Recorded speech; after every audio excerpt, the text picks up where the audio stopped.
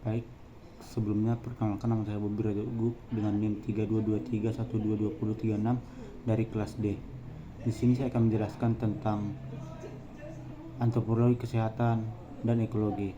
Baik, masuk ke materi yang pertama, yaitu ekosistem dan sistem sosial budaya.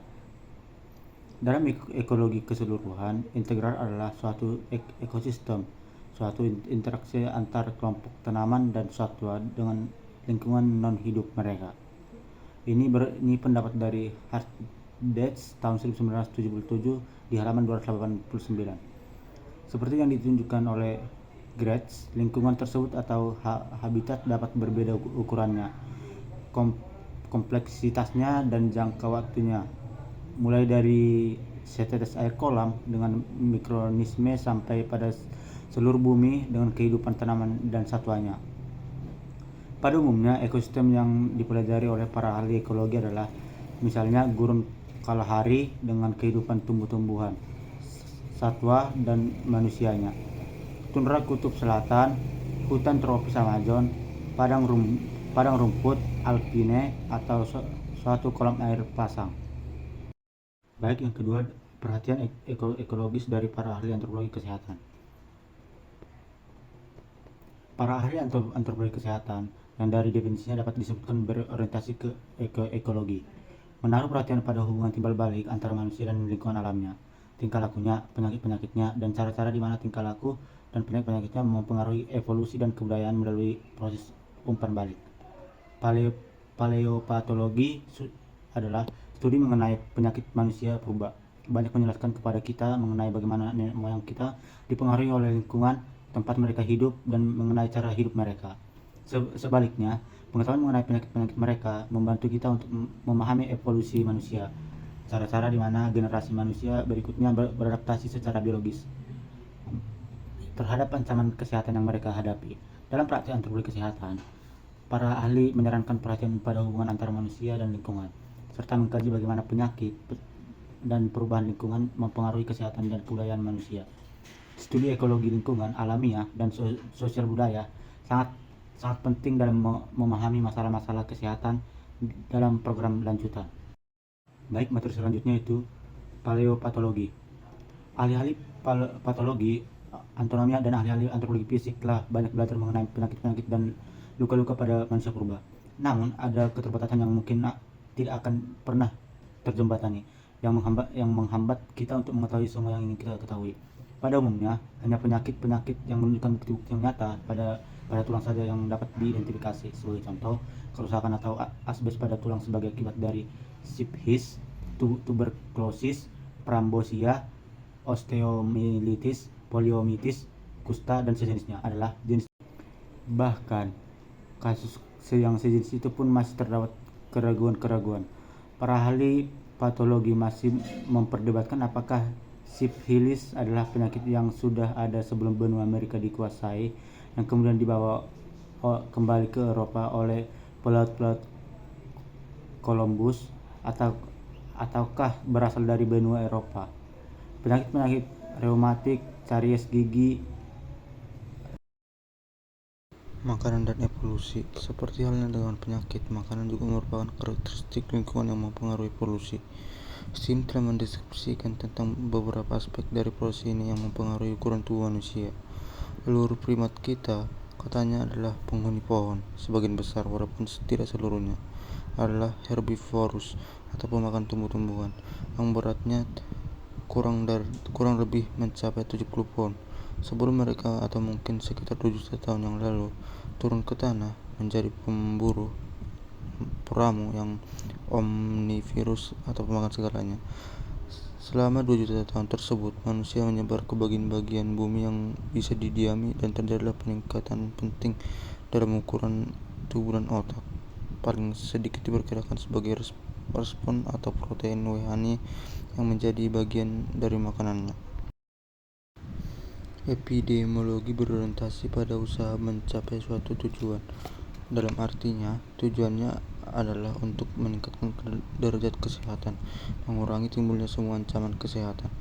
Dalam sejarahnya, keberhasilan epidemiologi patut dicatat. Penyakit gondok misalnya, sejak dinyatakan sebagai akibat dari kekurangan yodium dalam makanan, suatu kekurangan yang mudah diatasi dengan pemberian garam beryodium.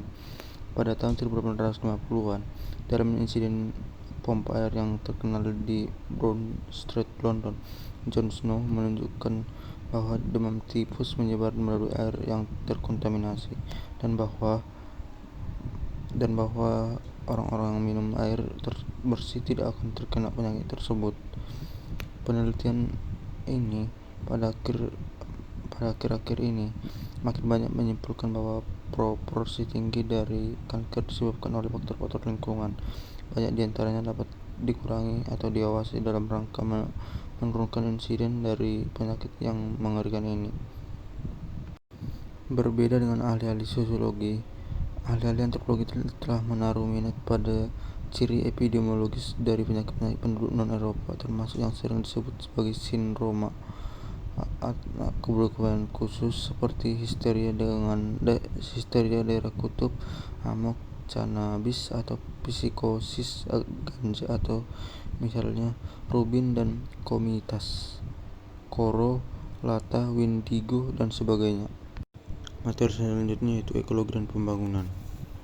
Pembangunan memang harus ada karena tidak ada alternatif lain bagi dunia yang semakin padat. Namun ada pembangunan yang baik dan ada pembangunan yang buruk.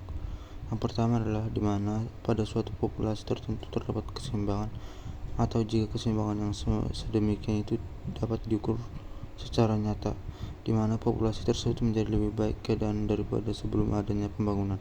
Sedangkan yang lain adalah di mana keadaan populasi justru menjadi lebih buruk dengan adanya pembangunan. Keadaan ini terjadi karena perubahan tidak terjadi dalam isolasi. Kebudayaan adalah suatu sistem keseimbangan yang rumit yang tidak akan berubah begitu saja, sehingga inovasi yang nampak baik bagi suatu bidang atau misalnya pertanian kemudian menimbulkan perubahan-perubahan kedua dan ketiga di bidang lain, misalnya kesehatan, yang nampaknya melebihi keuntungan yang diharapkan. Hampir selalu terdapat konsekuensi yang tak terduga pada inovasi yang terencana. Beberapa di antaranya adalah yang lebih baik, namun banyak yang kemudian menjadi tidak diinginkan.